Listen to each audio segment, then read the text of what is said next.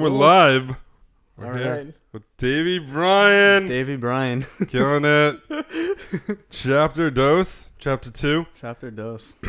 Thanks for coming, man. Yeah, no problem. Thank you for having me. This It's is been awesome. so long. High school, 6 years ago? Dude, more than 6 years That's ago. crazy. That was like 8 years ago. We're not getting any younger. That's true. That's true. That's insane. So thanks for coming. Yeah, no problem. Before we start off, I want to briefly touch on what happened in Vegas this past weekend. Everyone's obviously talking about it, so there's no explanation needed, but it's obviously incredibly sad. And what we're going to do our part is we're going to link a link down below. If you're watching it on YouTube, it will be down below. If you're listening to it through any of the other services, we'll try to find a way to post a link through there too, to a GoFundMe page to try to contribute if you can. If not, I mean, your thoughts are enough, but we'd like to kind of use this platform as a way for people to be able to make an effort to help those in need. We'll do the same for an organization that we found that's helping out Puerto Rico and everything they're going through, because it's absolutely terrible. I have a lot of people I know down there, and it's not great where they stand or what's going on with everything down there. So sorry to start on a somber note, but I figured it was important to touch on. So Davey, welcome to Boston. Thank you. So I wanted to, when I first started thinking about stories and everything that stories could be, and my vision for it, I thought about the most interesting people I knew and the people that did things that were kind of different. Right. And the first thing that came to mind is that what was that, 2.5 years ago, I ran into a Chili's in Reading. I think it was more recently. Dude, I don't think so, because it wasn't last summer. It was the summer before. Was it really that long ago? Yeah. Damn. I'm pretty. It wasn't this past I've been there summer. that long. I know. It's crazy. Talk about a loyal employee. That's awesome. So, just to catch everyone else listening up on it, what happened was I was at Chili's, and we ran into each other, and we got talking just very briefly, and you had talked about doing traveling and Right. kind of biking across the entire country. Yeah. It's super casual. So do you want to walk me a little bit through what the hell has been going on with you since high school?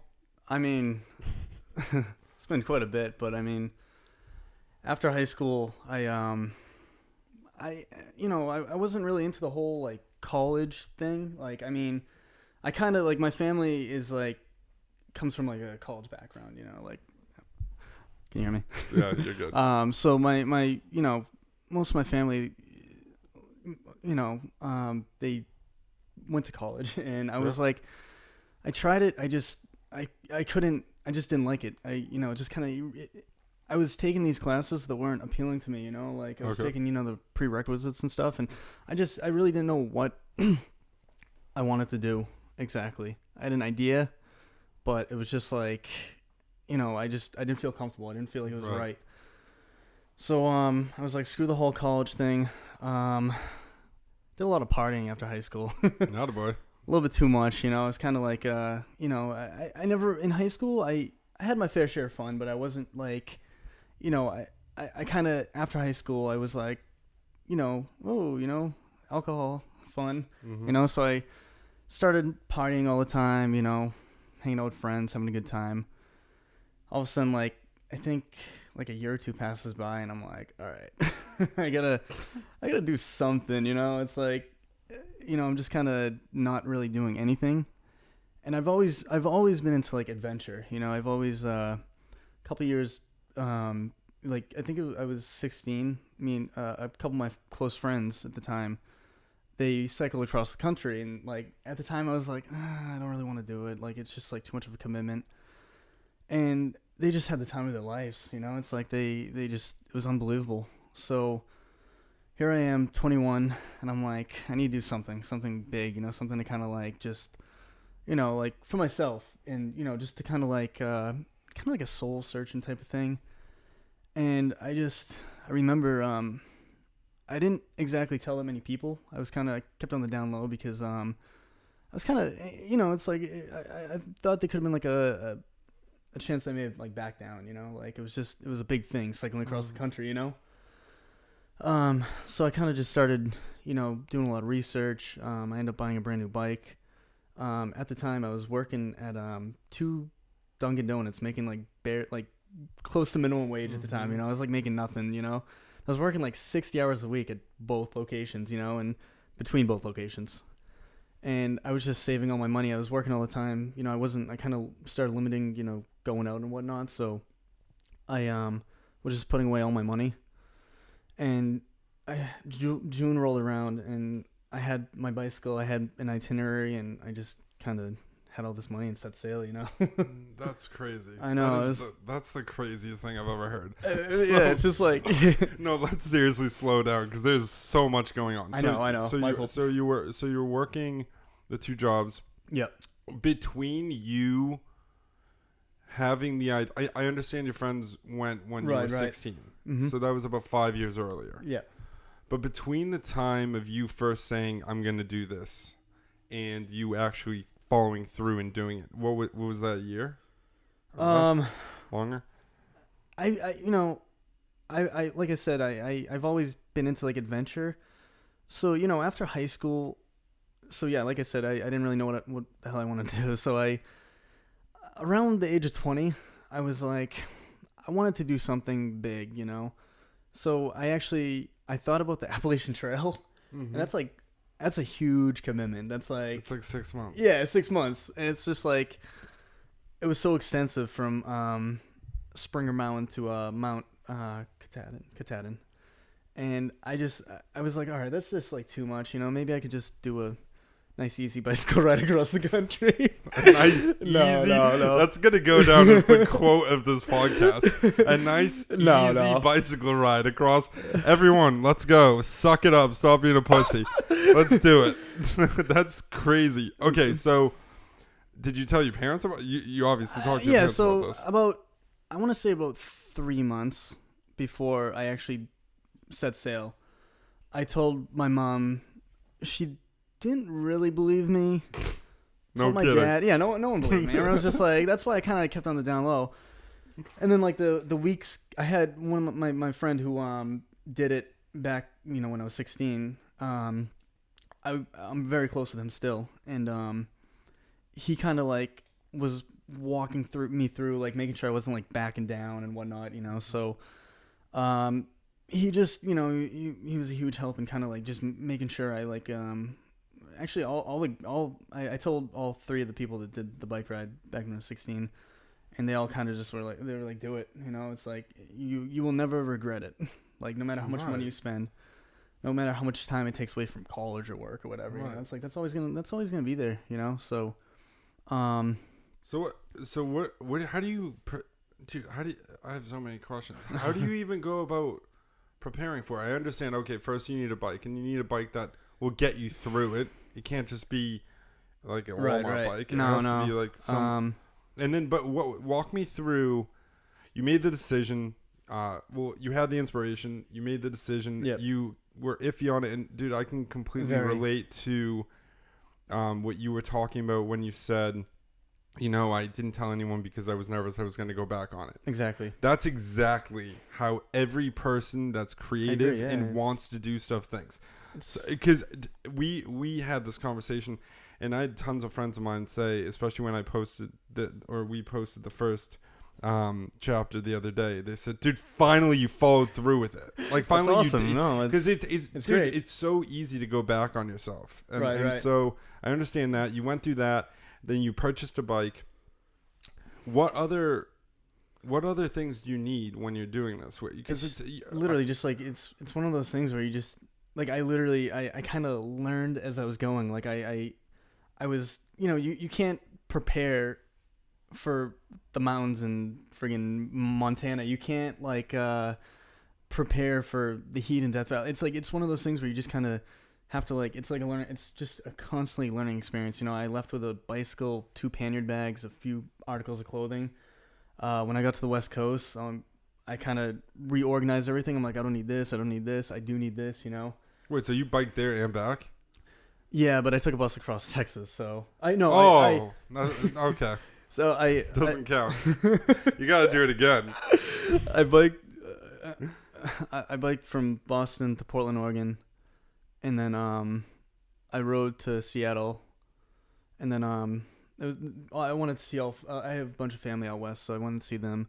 And I took a bus to San Francisco. I think when I got to Chicago the first time across, and I was like, you know what, I don't want the journey to end, It's like I was like halfway there, and I'm like, this is just like it's almost over, It's like, right. So I got all the way out west, and I told my whole family, I'm like, I'm gonna do it again.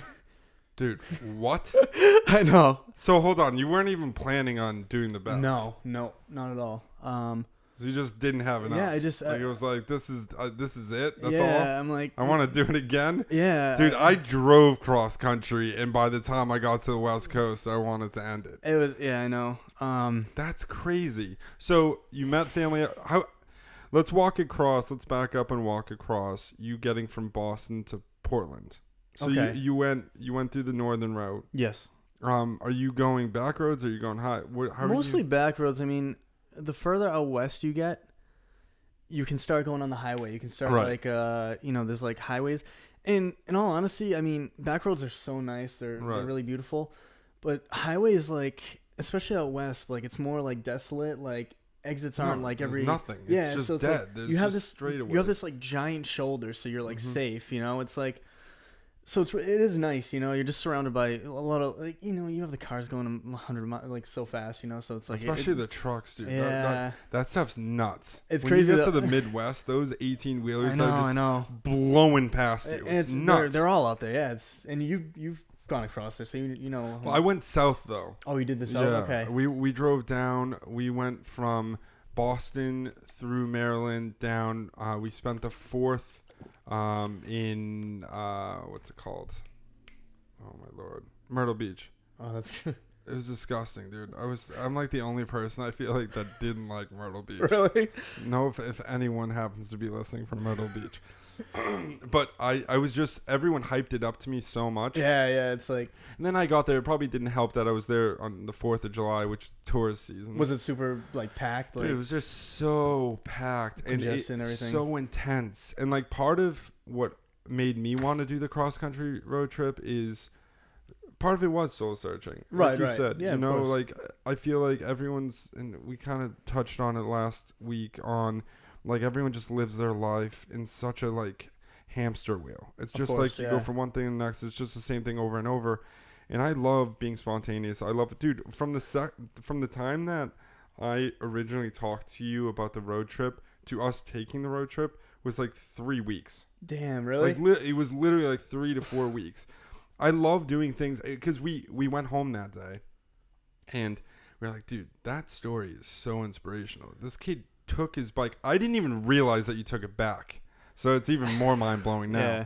But we were like, he biked cross country, and I'm sure you're gonna agree to this even more so because you biked it. But I feel like no one that hasn't driven or biked the country understands the size of this country. It's huge, yeah. It's crazy. Dude, it is enormous. And it's beautiful too. It's like it's unbelievable.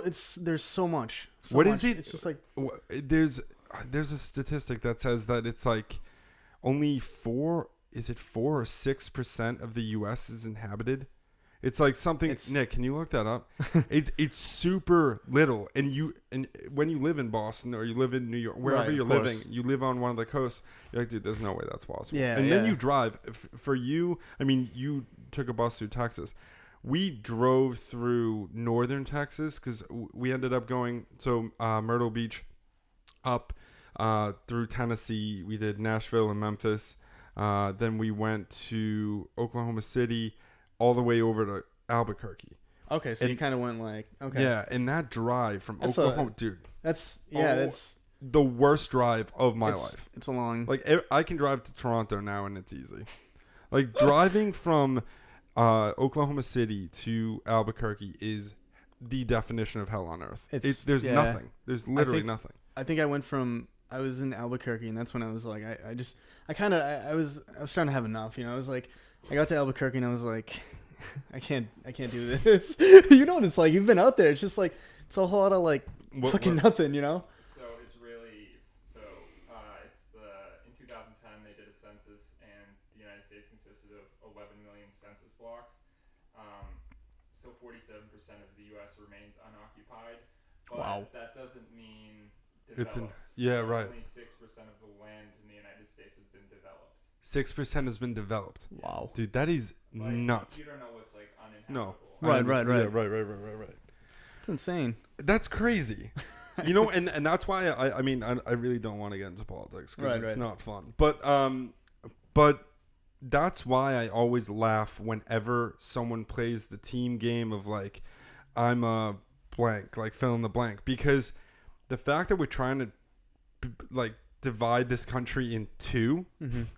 Dude, the difference in people from here across this entire enormous country is so much bigger than two. It's you know, like it's a beautiful thing. We should be like owning it so much more. 100%. Like, and every part of it is an incredible part of it.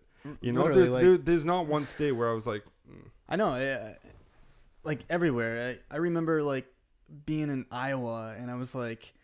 Everyone's like, "Oh, have fun in Iowa," you know. And like the bridges were so beautiful in Iowa. It's just like every state is like just so like unique, you know, in its own way. And like it's just there's so much out there, and I just it's so happy to see some like other people like go see like be exposed, to like so much because there's just so much out there, Dude, and it's easy to sit in your home in Reading, Massachusetts. I know.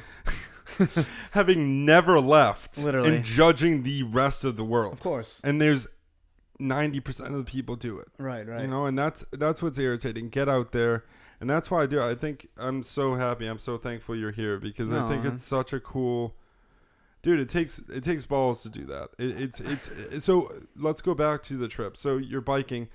I need to know, was there a point where you were like scared to death? Was there ever a time where you were like, dude, I would much rather be at home right now? I mean, yeah, when I first started, it was a little rough, but it's like one of the huge things about my trip is I've just met so many amazing people. Like you hear all this shit on the news about like all this like corruption and bad, like pardon my language. No, get out of here. There is no censorship. Right, good. You hear all this like BS on the news, like about this and that, but it's like I think I had like maybe one or two bad experiences the whole trip. Like it was more towards the end when I started getting like you've been down south, like it's just like it's so desolate. It's like I was by myself a lot and. I wasn't meeting as many people, and anytime I would like see someone, I would just want to talk to them for an hour, like it was crazy. And I just towards the end, like I remember being at the Grand Canyon actually, and like that was kind of like a turning point actually. When I got to the Grand Canyon, my second time across, I remember just being at the Grand Canyon by myself, and I'm like, all right, this is like the most beautiful thing I've ever seen in my life, but I'm not sharing it with anyone, It's like I'm kind of like, so. I kind of started to like, I started getting like a little homesick, I guess. Right. I mean, I had so much support from friends, family, everyone. Like at this point in time, everyone's like, all right, like I believe David now. He's like actually falling through this trip. So like, so it was just the support was just like unbelievable. It's like, and you just meet so many people. I'm sure you like during your cross country trip, you met so many people. Yeah. And I think, by the time I got to Albuquerque, I'm like, you know what? I got to take a bus across Texas. I just can't do it anymore. Something about that region, too. Like, the girl I was with when we got to Albuquerque had like a mental breakdown. Because there's something about that area. And I felt... it wasn't Albuquerque's beautiful. It is. Yeah. It's beautiful, and I wish I was there for the hot air balloon. The balloon, yeah. Dude, that stuff's nuts. It's unbelievable. But there was something about. I think it is the fact that humans need that connection of like people. Yeah. And when you're going for so long, I'm talking about like 15, 16-hour drives, and there's nothing, and even more so on a bike. I mean, you're going for days with nothing. Right. And then when you get somewhere, you almost feel like excluded because you don't really know it, and it's weird. And if people aren't as And I don't think they're. I may be completely wrong, so scrutinize me if I'm wrong. But I think people are a lot more outgoing and outreaching when it comes to the northern part of the Midwest versus like that desolate part Right. of like northern Texas. Like, because there's nothing. I didn't even see home. I didn't see Right. residential areas. I took the bus across northern, so I didn't really get to like meet many people. But I just remember like the bus ride was just like, you know, I can't even imagine driving, like being an actual driver, like It's weird. never ending. And there's you know? no radio. There's no service. There's nothing. That's crazy. You know, and in the beginning, I'm sure you saw this too. It was cool. It was like you see your first like windmill, and like Yeah, you're yeah. like, shit, What is that? dude, that thing looks alien. Like you look at it and you're like, oh my, dude, I've seen those in the movies. Right. Like I've seen what's that movie with Kevin Spacey? Seven. At the end of Seven, when they're like out on the field and there's like the giant windmills, and you're like, dude, that's what they're enormous. I mean, They're now you have huge. one in Boston, so folks, don't drive cross country, just go to downtown and see it over in Charlestown or wherever that is. But you see like a few of those, and then you see like a windmill farm, and that's cool. But then, dude, you have like 7, 8, 9 hours left of driving it's with like, just that. And Yeah. I remember that it started to rain, and it was just like. So anyway, back to you. Where are you staying? Are you staying at hotels, motels? Are you staying with people? What are you doing? I think the whole trip I actually stayed at like one hotel. I did a lot of camping. There's a website called there's two actually. One was called, it was more for cyclists. It's called Hot Showers, and you just kind of like meet other cyclists and they let you stay with them. And all these people another website. I don't know if you've ever heard of Couchsurfing. Yeah, I was gonna ask if you used Couchsurfing. It's great. It's like everyone's You like, used it? yeah, like That's so sick. I think I stayed with about 30 people. Like, it's just, I met some amazing people, and it's like, and it's not one of those places where it's like, it's not like a free place to stay. It's like you meet this person and you stay with them, they show you around, you know, you kind of like hang out with them. It's awesome, you know, like I met so many amazing people that I even still talk to this day, you know, like, and if they're ever in Boston, unfortunately I still live with my parents, so it's like I can't really open up my house, which, you know, I wish I could, but you know, but still, I can still they have someone to. yeah, it's like if lean they're ever on. in Boston, it's like, let me know, I'll take, you know, it's like I'll show you around, you know, and it's great, you know. I've had a couple people, you know, I met a guy named Mario from Texas, and on the couch surfing, he's from Houston, and we had a great time down in Houston. He came down up here. I showed him around Boston, and I actually, after my trip, I went back down there. He invited me for like a rodeo, and it's just like, No you meet way. these, yeah, it's like, it was great, you know. You meet these like lifelong friends, you know. It's like, and they all, couch surfing's like, it's like reference based, so it's like, you know, if someone has a couple bad references, it's like, oh, you know, no, I'm not gonna stay with him, you know. Right. Yeah, I met a couple weird people, but it's like, you know, it's part of the experience. You know, it's Absolutely. amazing. I think It's like, sorry to interrupt, but No, it's no, kind no. of like Airbnb, right? Airbnb, you pay, and the Yeah. person that owns the house, they're not obligated to like really hang out with you. Right. Couch surfing is like, you know, you want to, the host is like, wants to meet you, wants to show you around, you know what I'm saying? Like, everyone's different. Everyone has their own, you know, like I think I stayed when I was in somewhere in South Dakota near Mount Rushmore. I can't remember. And I stayed at this guy. He was like, I'm away for the weekend. The keys in the back, you know, like he just lets cool, people. cool. It's strange, you know. It's like, That is. But it's, as you said, it's reference based. So both on the person that's offering their couch and you as a couch surfer. yeah, exactly. So, excuse me. So, when it comes to that, how far in advance do you have to book those, or is it like you go into the town, you find out who's in that town, and then whoever's open, you visit? So it's basically just like you message them, you request your dates. In the beginning, I was like requesting like far in advance. And it just really wasn't working out because like I didn't know. I was like, oh, I'm not gonna be in Chicago until this day. So, you know, it's like it just kind of started turning into a hassle.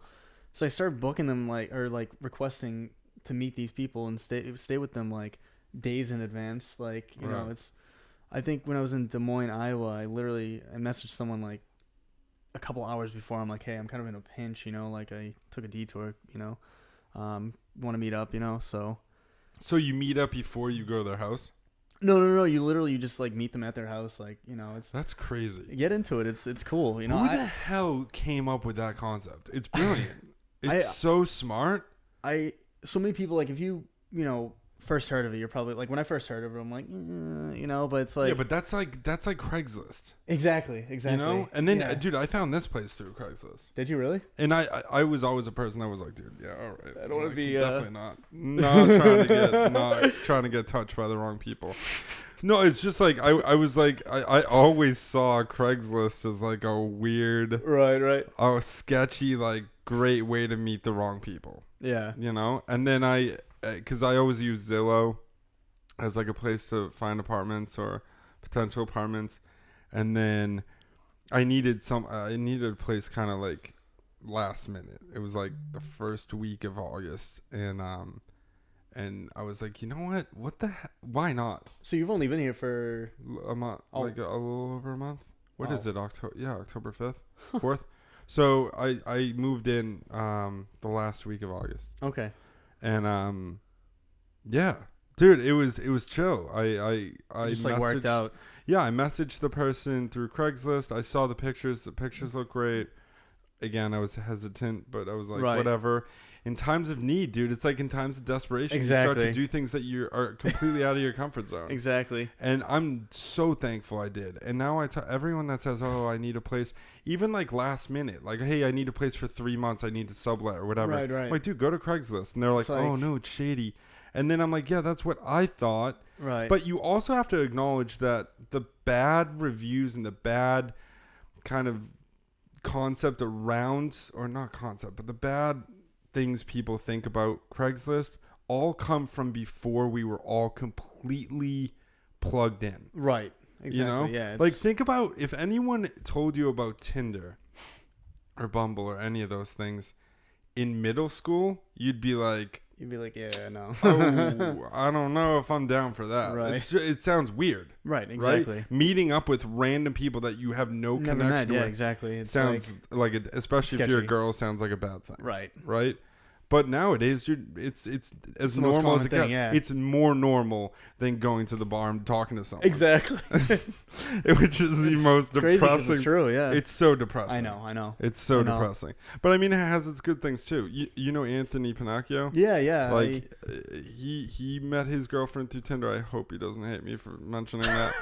But like I know plenty of people, dude. It's like a normal thing, and I think, I've dude, used I it a think few it's times, incredible. You know, it's like I think it's incredible. it works. You know. I love it. I love it. Talking about technology, have you ever seen Black Mirror? No. No? Oh my god. What's My it ro- about? I got my roommate super into it. It's a Netflix show. Yeah, it's on its 3rd season. I think the 4th season comes out this month or next month. You're hooked. Dude, it's crazy because what it is it's like a. Have you ever heard of Twilight Zone? Yeah. So it's basically like a modern day Twilight Zone that's focused on the concept of technology. Okay. So like every episode it's an anthology series, so every episode is its own Mm-hmm. story. Okay. But like it's all about technology and like the twists, the dark sides of technology. Right. It's like one of them is built around the concept that that the army is not brainwashing, but implanting a chip into people's brains Yeah. to make them see the enemy as like a zombie infected creature. That's so weird. So that because us as humans aren't meant to like kill each other. Right. So it makes soldiers more if you see able someone, to yeah. kill someone. That's Yeah. crazy. So it's like crazy. All dude, these like it's- technology. you gotta check it out. It's nuts. It's absolutely wild. It's really cool. That's interesting. I one quick thing on technology, another reason why for the bike trip, I had so many reasons for the bike trip, but like before the bike trip, I was always on my phone, always on my computer, always on my laptop. I was just like hooked, you know what I'm saying? Like I think 2017, like I'm no angel now, you know. I'm on my phone like all the time, you know. Yeah. Facebook, We all everything. are. Snapchat, Instagram, all that, you know. Look at this kid. He's on his laptop and his phone at the same damn time. And I think the generation like the new generation, it's just like they're just gonna be so hooked. Like my little sister, I have a 14-year-old sister, and like I went to go visit with my mom, like her teachers. You know, she's a freshman now at the high school. It's like a walk through memory lane. You know, seeing all the teachers and everyone. And it's just like it's so like technology based now. It's like the iPads, everything. It's No like way. you like do your homework on there. It's just like it's taking away from the real world. You know, it's just like I don't know. I have mixed reactions about it. You know, it's like I said, I'm always on my phone too. Right. But then it's controversial because before cell phones, people, you know, were always reading newspapers and reading books and stuff, you know? So it's like, I don't know. Have you ever? There's a cartoon. Like, you know how there used to be like, well, there probably still is, but I haven't picked up a newspaper in years. but but you know how there used to be like the cartoon section of newspapers? Yeah, yeah. And there was one of those like political cartoons, and it had that debate basically in a cartoon, and the top said like, I don't know, 1990 or whatever it was. It was like before cell phones. And it had a train, like a commuter train. Yeah. And it had everyone just sitting there with their head in newspapers. Right, right. And then the one below it said like 2015 or whatever the date was when I read this. And it had everyone down on their cell phone. So I don't know, because I've had that argument before. And see, I'm very much a believer that you need time away from technology 100%. I think it's gross if you get so... I've started to, on Sundays, leave my phone plugged in on my bed and not even touch it. That's a good idea. Because I think that, and I want to be even stricter on that. Like, Right. I really want to be able to just put my phone aside. Because I think it's mind-numbing. I think it's super antisocial. I think there's a reason why people feel more comfortable meeting people online than they do in person. Right. Because of the lack of communication, which is why we started all this. Because, dude... communication and conversation is everything. It's huge. Without that, we are just like every other animal out there. Exactly. We're nothing. It's debate, all that. I think we need to be talking and all that. Right. And but I also see the side that like without technology, I wouldn't have been able to start this. Without technology, I don't think. Think about the way that small businesses can save money with things like social media. Right. You know, back in the day, the ad agencies had a huge monopoly because if you didn't have ad agencies, you as a business couldn't market yourself. You know, and that's the side of it that Nick and I have had the conversation a billion times because I don't know. As you said, you had somewhat of an awakening with like the whole trip across the country. I had that at the beginning of this year. Right. Where I'm not saying it's spiritual in any way, shape, or form for the people that know me. But what I'm saying is I had this kind of awakening where I began to realize that instead of seeing the bad and the good, it's one thing. Of course. That's not two separate things. No. There's good with all bad and bad with all good. Of course. And if you start to look at things like that, dude, there's no reason to be negative ever. Of course. You know, it changes it's weird. your like perspective. You know, it's completely. So you biked across the country again, no big deal. I'm sure everyone's going to be able to relate to that. But then when it comes to other travels, you've been to Brazil. Yeah. So when I got back from cycling across the country, I was like dead broke. So I'm like, I gotta get back to reality, maybe work a little bit, you know. So I started working. I got a job. It was like a 6 to 2 job. It was tree cutting. Oh, so cool. It was a lot of fun. It was outdoors, and I was making consistent money and everything, you know, overtime, all that. Right. I did that for about a year and a half, and in between that period, we got a week vacation. It was just like the guy tried to push it year round, so like, you know, of course when it's snowing out, we don't work. But I loved the job, and then after a year, I was like, all right, 6 to 2. It was just like, it was so like two 1 week vacations every year. It was just like, it was so like it's that hamster wheel. Exactly. So I did this after my bike trip. I was making great money, but I just wasn't. I don't know. I just, like I said, I love the experience. You know, like I learned how to climb trees, cut trees. You know, it was great. Something different every day. That's so cool. but I don't know. I just wasn't. It wasn't my passion. It was more just kind of like something to learn. And like I said, it was just like 6-2. Like I wasn't getting that traveling fix. So I went to. I remember in January of last year actually, I went to Peru, and because I wanted to see Machu Picchu. And oh my god, yeah, it's a crazy story. Yeah. And I went there, and my flight got delayed a couple days. My boss was like, "What the fuck?" he's like, "It's January. We need trees. We need to cut trees. You know, like it's snowing out." Like he just kind of was giving me a hard time. And a day or two before I left, I got like I think I drank bad water or something, you know. And wait, is this Machu? This is Machu Picchu. This was last year in Peru. In Peru, yeah. I was sick for a couple days, and like I was just it was nasty, you know. Like I was just in bed, you know, like watching Netflix all day. Oh, just like how we all want to spend our time in Peru. Exactly. Jesus. So I get back to the United States. He was just like a little ticked off. He's like, it was a family-owned business, so he's like, "You gotta message my dad and deal with that." You know, he's pissed off. We know what that's like. And I'm like, yeah, no. Yeah. I don't think so. You know, Oh, shit. I just like, I'm like, you know, I appreciate everything you've done the last couple of years, but it's just like, you know, I think maybe it's time for me to move on, you know, like in the most respectful way, you know, like I'm happy that it happened now and not like mid-summer when you're crazy busy, you know. Season, and, he was ticked off obviously, but you know, it was a kind of, that was like a turning point, kind of like Anthony, you know, like, you know, in last week's podcast. I just think it's incredible for people to just kind of like, you know, they have a job, and when they kind of sense like, you know, it's just not working, you know, it's like, it's incredible. Like Anthony, I would have never guessed that he, like, you know, it was just, you know, complete change, you know, it's like, you know, it's crazy, you know, so power to all those people out there that just kind of have the balls to like just switch like that, you know, and it was very tough, but you know, now I started like a small landscape business. Stressful as fuck, but it's like casual. it's very like it's small, it's like, you know, it's just it's working out really smooth now, you know. It's just like I'm able to make money, I'm able to like work vacations around, you know, my jobs and stuff.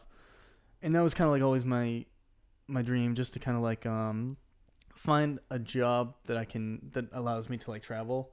Okay. Of course I get busy and I work a lot and whatnot, but you know, this past winter I went to Colombia for 2 weeks and then Brazil for 2 weeks, and and I know it was like, that's awesome. I don't know, it's like, I'm sure you can relate, you've traveled, so it's like now you just don't want to stop.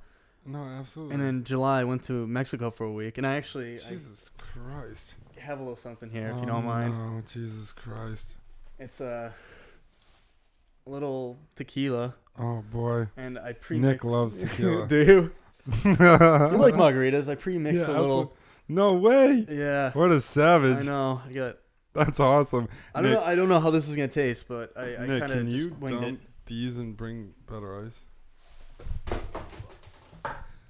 Hold on, folks. While you like margaritas, right? Margaritas. Sorry.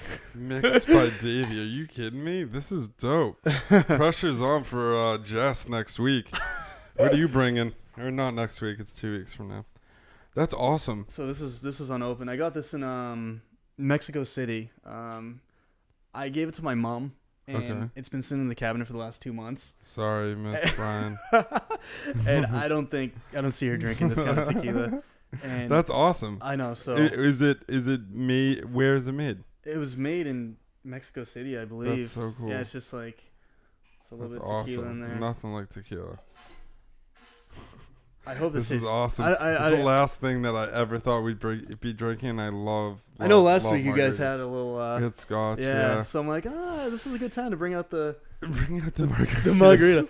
I honestly, I don't know how this is gonna taste. It doesn't. Relax. You brought margaritas. That's pretty epic. Feel free to shake that if you want to stand up and show everyone off. No. So it's so funny. We were Nick and I were talking.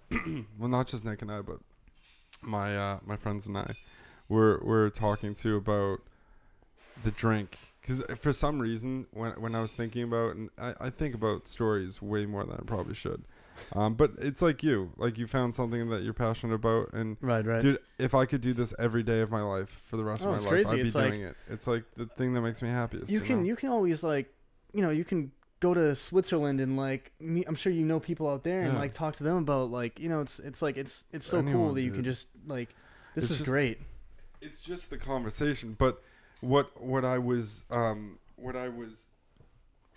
talking about is the drink. I was like, people ask me, are you going to be drinking scotch every time? And I started thinking about it, and Nick pointed it out, and some other people pointed it out, and they were like, what if you have someone on that's like a recovering alcoholic and doesn't want to drink? Or like, what if you have, like, what happens if you have someone on that's like super health conscious or whatever the case may be, and they don't want to drink? I was like, it's actually a really good point. That's why we just had water today, because I was like, I don't know what Davey's deal is. I don't know if he drinks or not, and I don't know if we should bring alcohol on. Right. And then Nick pointed out, he was like, dude, why don't you tell people to bring whatever they want to drink, like, and it doesn't have to be alcoholic. Right, exactly. Like, what if you, because there's a lady that runs a business in Reading. Cheers. Thank you, sir. Salute. Thanks, Nick. That's awesome. That's good. That's incredible. That's so good. Thank you. Yeah, no problem. Thank you. There's a lady that runs a company in Reading called Tread. Have you ever heard of that? Is that? I feel like I have. What is it? Dude, I honestly, I don't want, because someone's going to hear that knows them, I'm sure. I really don't know a lot about the company. I know it's workout based. Yes, yeah. It's like a lifestyle based. Is that the place that's it's on that back road near? Dude, I don't even know where it is, to be honest. I just know it because Frank's girlfriend, he's dating Haley. Yep. She, I think, works or goes there. I know a bunch of people from Reading go there, and I've heard a lot about it, and I hear she's a really good the owner's a really, really good person, really high energy, which, dude, anyone who has high energy is passion, I love. And Frank actually brought it up to me and was like, yo, you should get her on there. And I was like, I could picture her like not like wanting to drink something more like health conscious. Maybe not. Maybe I'm like completely. She'll like, bring in like off. fruit smoothies. Well, I don't know. Like, I have no idea, but I think that would make it even cool. Like, I think it would be so dope to have everyone just bring whatever the fuck they drink. Right. Like, what if someone loves chocolate milk? They love Yoo-hoo. And that's all they drink. That's awesome. Let's drink Yoo-hoo. Right. And it could be something to talk about too. Because I think, I don't know. Who knows? It's going to grow to whatever, and it doesn't really matter at the end of the day, because the conversation is definitely the most important part. Right. But thank you. We really appreciate it. That's awesome. Like I said, last episode, I was like, oh, these kids are alcoholics. Keep drinking an entire bottle of scotch. We got to get this guy fucked up. But it's all, no, thank you. It's dope. Cheers. So yeah. So you went to Peru, you went to Mexico, you went to all these fucking places. Yeah. Are you going to these places to visit people? Are you going to these places for like, are you vacationing? What are you doing? It's kind of like, I don't know. I just like, I don't think I could do, well, I could, but I'm not interested in doing like another cycling trip necessarily. Yeah. Maybe sometime down the road, maybe in a different country or something, but it's so strenuous. It's so energy draining, mentally, emotionally, everything, And now I'm just like, after seeing this, like how beautiful this country is, like, California, Arizona, like every state, Iowa, it's like, I'm just like, you know what? I've seen so much. There's so much more to see too, It's like this country's huge, And my mom's boyfriend, his brother is dating a Peruvian woman. And, I was talking to her one day, and she kind of like told me, she's like, I got family out there, like if you're interested in going, because I brought up the idea, like, because I've always wanted to go to South America. And I just went down there. It was unbelievable, like their family is like, I'm now like part of their family, it's like, it's crazy. So it's just cool. Like, and same thing, like I'm obsessed with like South America now. It's just like in Central America, it's just like, I took 7 years of French in high school and just like got no use of, like, I've been to France a couple times, and now I'm just like, I'm just trying to like learn Spanish, and I just trying to adapt to the culture, you know. Dude, it's a crazy, incredible culture. I know. Have you been to? So I dated a girl from Puerto Rico. Right. And so I was there all the time. And dude, one of my roommates is from Brazil. So hopefully he'll be home and you'll get to talk to him. Yeah. He's intense, dude. He's like you. He rode for the junior national team of Brazil. That's pretty extensive, dude. He's a really interesting kid. Right. He studied engineering at Northeastern. Really interesting kid. But dude, I mean, I don't want to group everyone into just one pile because that's ridiculous. But sometimes you have to for the sake of conversation. And that Latin culture is incredible. It is. They are the warmest people ever. They're so passionate and they're so loving. And dude, once you're in that family, they'll fucking do anything. They'll die it's for crazy. It's incredible. Yeah. And that is definitely, after I went to Puerto Rico for the first time, I was like, dude, I love it. The music, like the people, like it's like even going out. I don't know how much going out you did down there, but like going out in an area with that kind of vibe is it's like the music, everything. It's just you're all one. I know. Like there's no like, oh, you see that dick across the bar, bro? He's wearing a fucking Yankees hat. Like, dude, like there's none of that fucking bullshit. It's all just we're here to have a fucking good time. Absolutely, yeah. I remember when I went to Brazil, I stayed with one of my close friends, I'm thinking of Colombia. I stayed with Kevin DeMambro. Oh, really? Yeah, I didn't stay. I crashed at his house a couple times. I forgot about that kid. Dude, it's incredible. Wait, where was it? This was in Colombia? Yeah, he lives in Bogota, and he's been living there for I think he's literally 3 or 4 years away from like getting a Colombian passport. It's like, I know. I just what? Like it's great. That is the most random thing I've ever. I know. Besides you biking back and forth across the country. I reached out to him last year actually, and I was like, hey man, I know we like didn't really like connect in high school. Right. Whatever, fuck it. That was like 5 years ago, 6 years, 7 years ago. Like it's whatever. But I'm gonna be coming to Colombia. Like maybe we can catch up. Whatever. Dude, he showed me around the whole. It was just like it was unbelievable. Like it's so crazy to see someone like him. And he just kind of completely went out of his comfort zone. I asked him why he did it, and he didn't really have like this. He gave me a couple reasons, but like nothing crazy, you know. It's not like it was for school or for, you know what I'm saying? Like it was just like to do it, you know. He literally left his comfort zone with like not that much money, and just kind of left Reading, you know, and moved to Bogota. Fuck, you're awesome. And he was actually, I think he was dating Dina Fico, and she went to school down in Barranquilla. That's where Shakira was born. Oh, my girl. My wife. What? Oh, you're what? No, what? Bro. No way. Yeah, so it was just crazy. I met up with Dina about a week before my trip. We had coffee at Starbucks and just like... Where, in Reading? Yeah, Linfield Market Street. Okay. And we just caught up and like she kind of like gave me advice and this. It was crazy. And like I was just like, how do you guys like...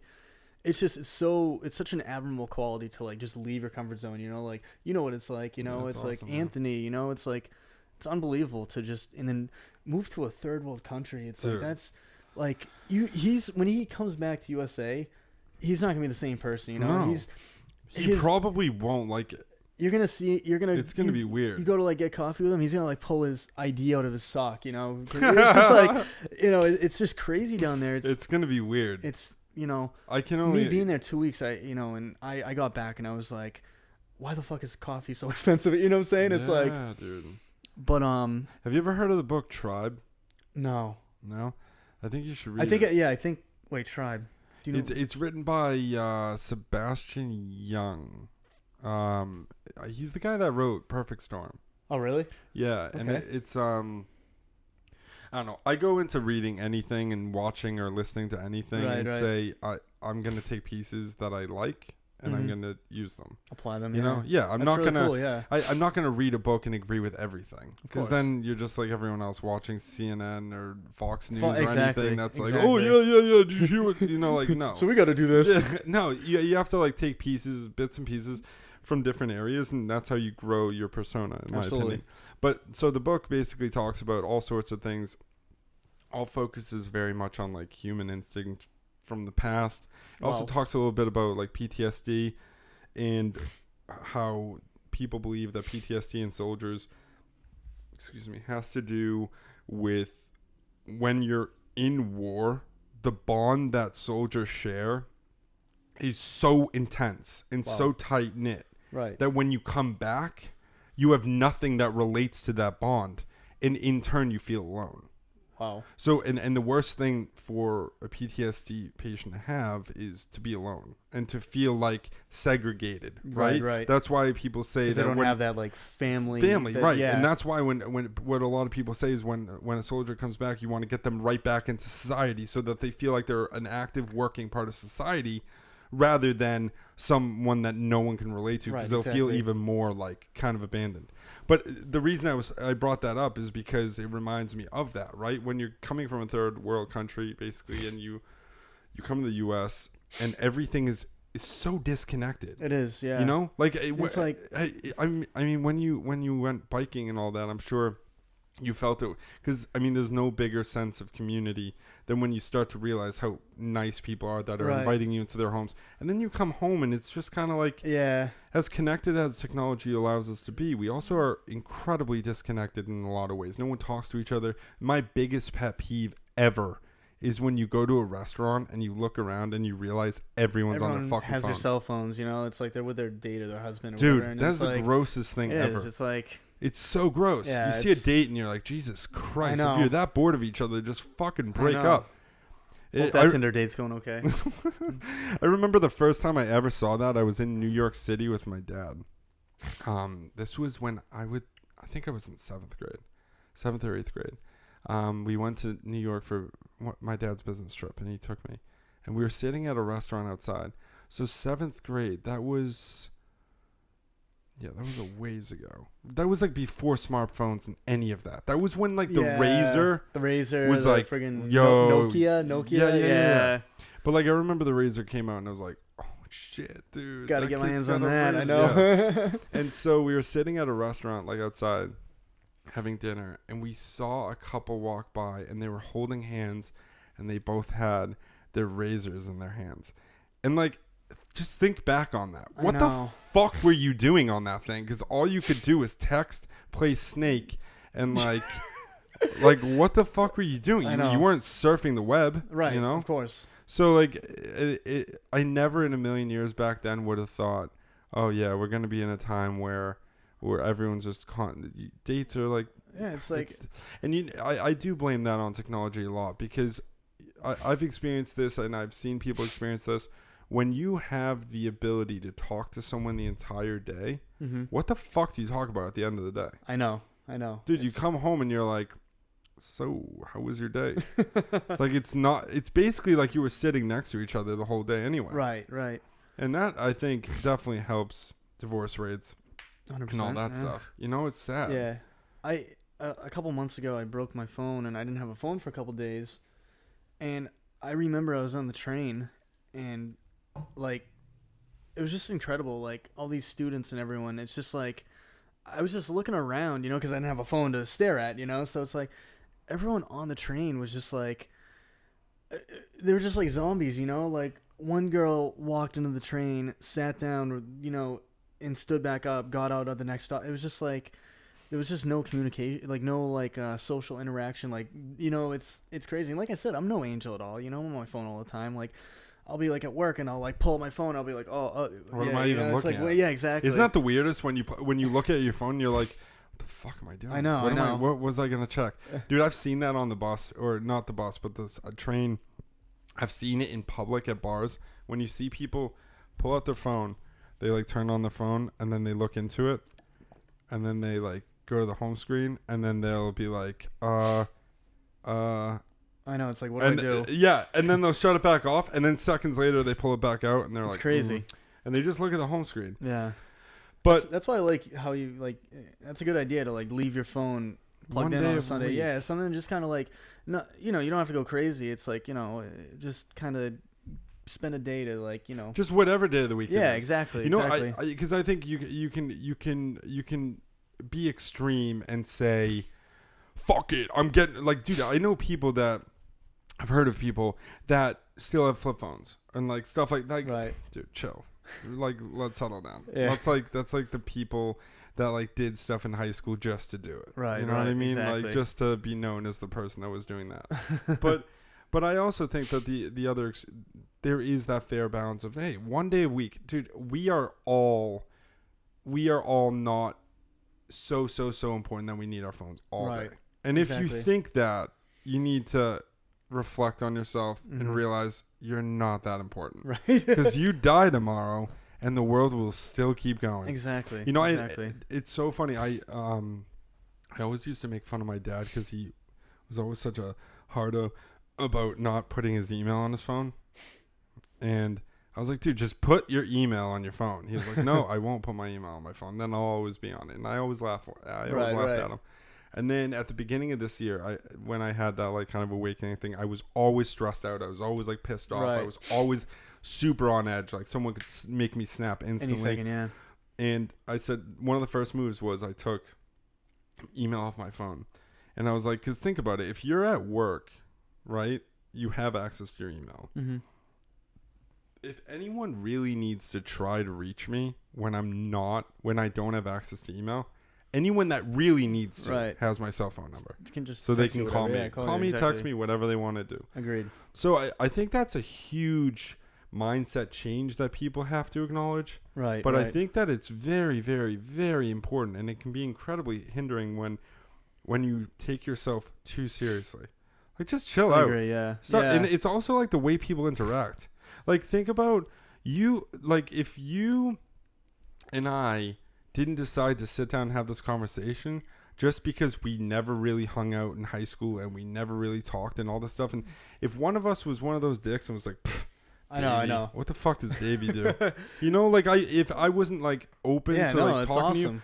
and I think so many people build up these barriers and they're like, did you hear what John's doing? Exactly. He's fucking not doing They, shit. like, He moved back judge home. almost, you know, like, Dude, it's all judging. I gotta be 100% honest though. When I saw you at Chili's like a year or two ago, whatever. Yeah. I see you. Forgive me, like for like don't get offended. So Open that door up, huh? so you come to Chili's, you know, I'm like, oh, no, you know, I haven't seen him forever. I see you, and like, one half of me was like, wow, you know, it's like he looks fresh as fuck.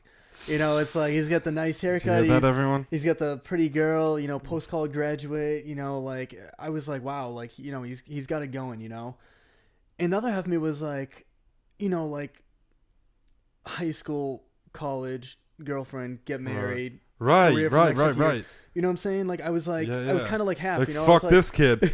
He's doing what everyone else is doing. I fucking got it all figured out. I would have never guessed, you know, like that. You know, this is like incredible that you started your own podcast. Like, you know, it's like, and you're exposing other people such as Anthony. You know, like I would have never guessed Anthony, like, you know, had something so drastic in his life. You know, like it's incredible. You know, to like see that, like, you know, me or you aren't the only ones. You know, it's like it's great exposure. You know, to people that, you know, it's just, you know, to not judge or, you know.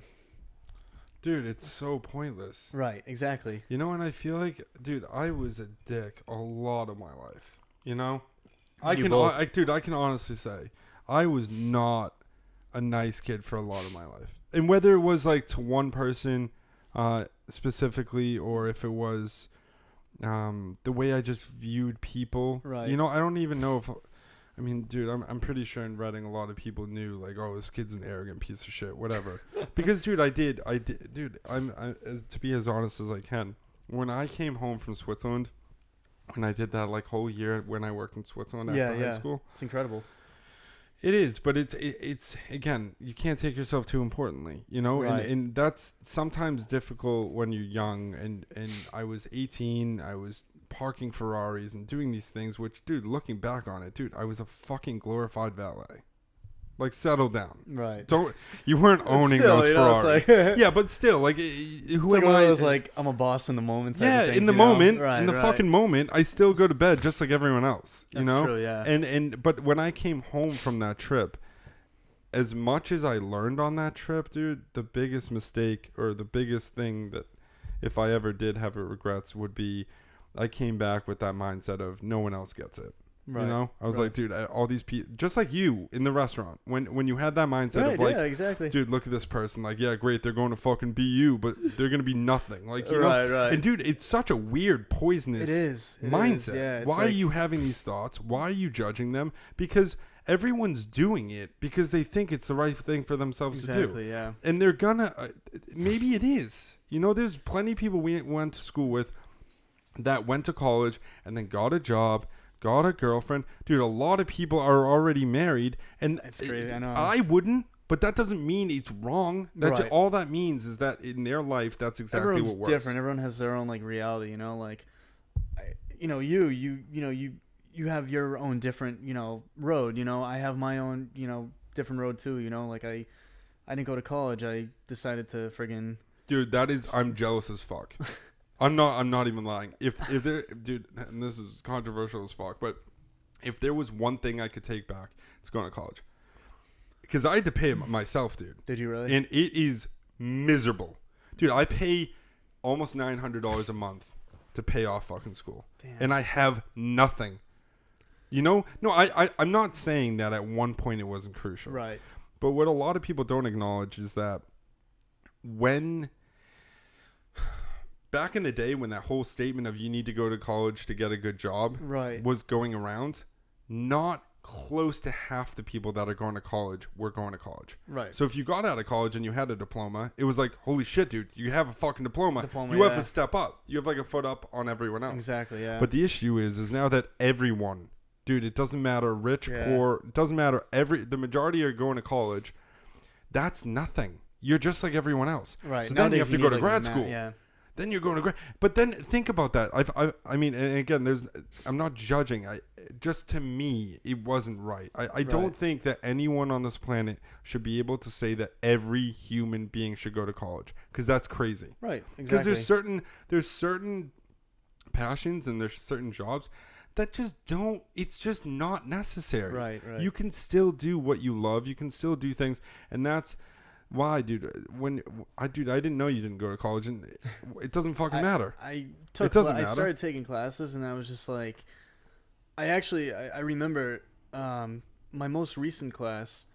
My professor, it was like psychology, and I was like, oh, I can't wait to take this psychology class. It turned out to be like all like It turned out to be all like memorizing terms, and like it was more of like a gateway class to like other psychology classes. Mm-hmm. And I remember like I was excelling in the class. I was doing really well, and then I think we had like a snow day, and then like the next class, the teacher was like, "Oh, the test got moved to tomorrow or something," and I didn't study at all, so I ended up skipping that class. I shot him an email. I was like, I'm not gonna hurt my grade, Sounds like Nico So in high school. So I emailed the teacher. I'm like, hey, I couldn't make it, for whatever reason. And he's like, oh well, unless you have a doctor's note or a verifiable reason, it's gonna be a fail. And I blew up on him, like in a not a bad way. I was very professional in the email. I told him I'm like in a similar situation. I would do the same thing. I have no verifiable reason. You gave us you test 1 day's notice. Like, what's the point of memorizing these terms and like just to forget them a couple days later, And then Right. and then I told him I'm done with the class, and I thought I could get my money back, and it turns out I couldn't. So I emailed him like a couple weeks later, and I'm like, hey, Mr. Graves, so I can jump back in. thought about it. So I showed up to the next class like a little bit like early, and I was like, hey, I'm really sorry. He had the test right there. He's like, take it at your own pace. I'm like, oh, it's kind of cool, And then we end up kind of like, we end up like being normal, like it was just kind of strange. Like we weren't clicking, and then like after that, we just kind of like we started being civil, So Isn't it weird, dude? I had a professor like that too. I had a professor what's her name? Regina Rudder. At Emmanuel. Dude, she's one of the nicest people Really? on the planet. She's so great. And she was always there for me because I worked full time when I was going to school, and I built my own 3-year program because So you were working full time and going to school full time? yeah. Damn. Yeah, but dude, I grew up in a family business, and it was like, it's 1 a.m. The ovens aren't working. We need your help. Like, it was like, and that was on like middle school nights. Right. You know, so after that, when you're working a 9 to 5 job or 8 to 5 job, it's not that bad. And the way I saw it is, for me personally, I saw taking 4 classes, 5 classes a semester is a joke. Like, I just saw it as like, this is so simple. I'm wasting my time. So Right. I met with my counselor and saw that I could condense the schedule so that I was only going to school. A couple semesters it was 2 days. Some semesters it was 3 days. Right. But I could work full time. The people I worked for is a company named Smart Bear. Yeah. It was a tech company. And they loved. I think they loved me. They really worked with me in making it work. They gave me a laptop to take home and work. That's awesome. And all that.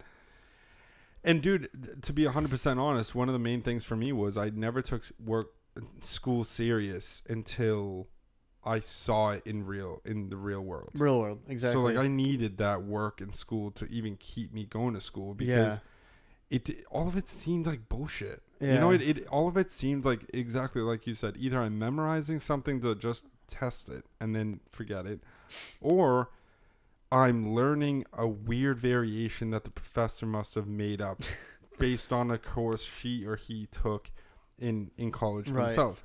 However, this one professor, Regina Rudder, she was like just always there for me. But in the very beginning, I had first year writing with her. It was like some like required course, Right.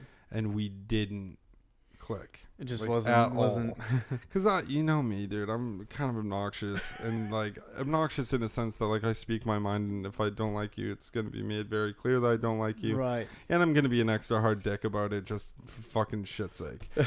But and I'm sure, dude, it must have pissed her off because I called her out, you know, like called her out, not meaning that I was right and she was wrong, meaning that like I'd be like up. Yeah, I'd be like, no, that's not true, or like whatever, being a fucking hard ass, being young as we discussed, we've all changed. But by then, for whatever reason, we grew super close, and I ended up like seeing her a lot regarding things I wanted help with or advice on careers and like all these things. Because, dude, to be 100% honest, up until 4 weeks ago, I didn't know what the fuck I wanted to do. You know? Yeah, it's crazy. Like up until I started planning this out. And dude, I hope this works out. You know, I really do. And all I can do is put my strong foot forward and give it my all and not care about what anyone else thinks. Exactly. And just do it. But it's the first time in my life, and I'm now 26. It's the first time in my life that I can say I get butterflies just thinking about this. And it's so cheesy and corny. It's great. But it is the first time in my life, besides when I did shit like travel. Right, you know? right. And that's one of the things that made me realize it too is my parents and I always had the conversation of like, what makes you happy or whatever. Because there was periods of this year where I was like just up, down, mood wise. And I made a list, and I've always done this. Like whenever I grew up, I'd write down goals and I'd put them and Like hide kind of like them. a bucket list or something, or Kind of. like a things Like- to accomplish. Yeah. Yeah, Whether yeah. it was, but it's all over the place. Like it was never just like adventure stuff. It could be like one of the ones I found I wrote in 6th grade, and I hid it, and I didn't find it till my senior year when I was cleaning my room. And because I always hid them in places That's because awesome, I didn't want to forget. Right. Because I was like, the goals that matter most to me, I'm gonna achieve whether I have them in front of me or not. Yeah, exactly. And I wanted to see how many of them I could achieve. And that one had like play a concert in front of an audience. I ended up doing, and there was like get A's and B's on one or more report cards in high school.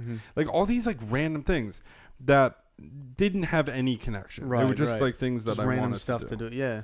And so at the beginning of this year when I was having those like I don't want to do this my whole life. Like I had a long period of time where I became obsessed with numbers, just like numbers and like the back end workings of a small business. Like for our family's bakery, it was like, oh, I'd love to be the one that automates the production schedule and like working on that. Right. And then I did that, and it was like, okay, that was that. That was like, that. Whatever. Check. Yeah, check. And it wasn't like the gratification of like, wow, like exactly. I did it. Like, even though it was like a feat, and it took a lot of months of work, but it didn't feel as good. So when did you leave Smart Bear? And like, because the last podcast, you said you left Smart Bear and moved into the family business. Yeah. So that was, I want to say 2015. 2015. So summer 2015. So you've basically been like focusing on that the last 2 years ish, and then just this recent year, you were kind of just like, I need something more, like, you know. Well, because what I said was, I always put the pressure on myself and said, okay, when I first went back to family business, I said I want a contract for a year. Mm-hmm.